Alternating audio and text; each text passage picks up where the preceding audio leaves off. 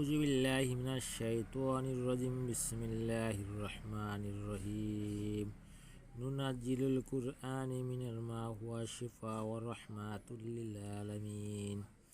সকল প্রশংসা সেই রব্বুল আলামিনের প্রতি, যে রব্বুল আলামিন আমাকে এবং সকল মানুষকে সৃষ্টি করেছে।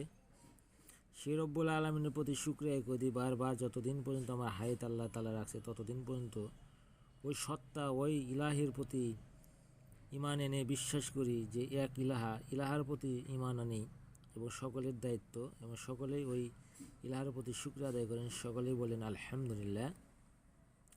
আজকে যে তদবিরটি নিয়ে আসি, এখানে দেখতেছেন বশীভূত হবে অন্যায় কাজে নিষেধ।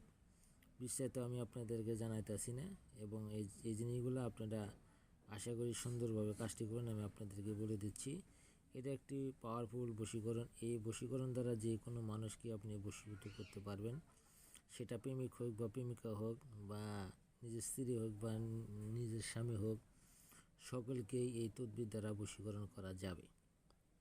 এই তদবিরটি করার আগে অবশ্যই আপনাকে সুন্দর করে যে বিষয় ব্যক্তিগুলা জানতে হবে, কাজ করতে হবে, সেটা আগে ভালোভাবে জানবেন, বুঝবেন, তারপরে কাজ করবেন।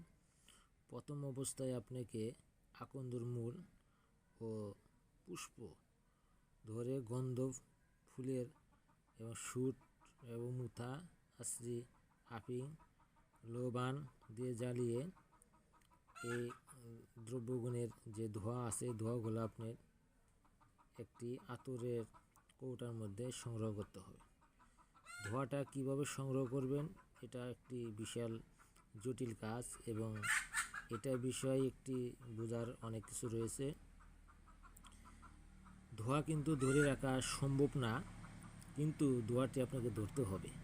কীভাবে ধোঁয়াটি ধরতে হবে? যখন আতরকৃত বোতল আপনি নেবেন, ওই আতরকৃত বোতল থেকে কিছু আতর আপনি ফেলে দেবেন।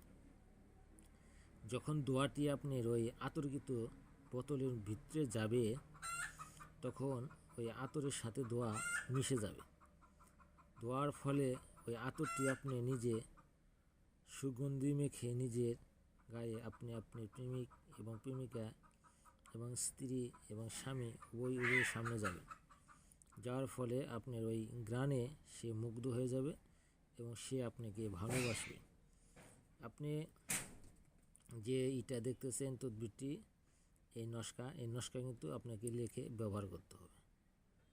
আর যারা চ্যানেলের সাথে রয়েছেন তাদের জন্য দোয়া করি, এবং যারা চ্যানেলটি সাবস্ক্রাইব করেন না, সাবস্ক্রাইব করবেন, এবং বিভিন্ন তদবির ভিডিও পেতে চাইলে আমার সাথে থাকেন।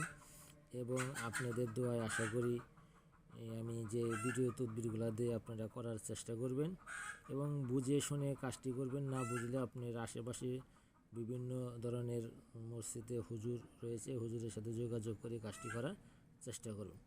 অন্যায়ভাবে কোনো লোকের ক্ষতি করবেন না। ক্ষতি করা আল্লাহ তাআলা পছন্দ করেন, আমি নিজেও পছন্দ করি না। যারা অন্যায়ভাবে মানুষের ক্ষতির দিকে লিপ্ত হয়, আল্লাহ তাআলা তাদেরকে ধ্বংস করে দেয়।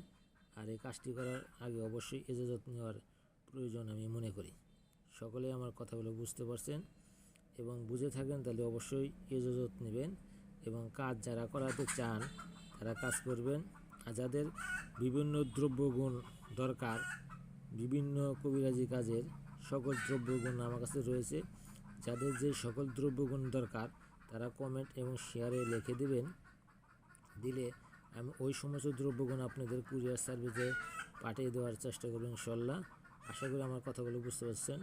সকলে ভালো থাকেন, সকলের জন্য সুস্থতা কামনা করে আমার জন্য আপনারা সুস্থতার জন্য দোয়া করবেন। আসসালামু আলাইকুম।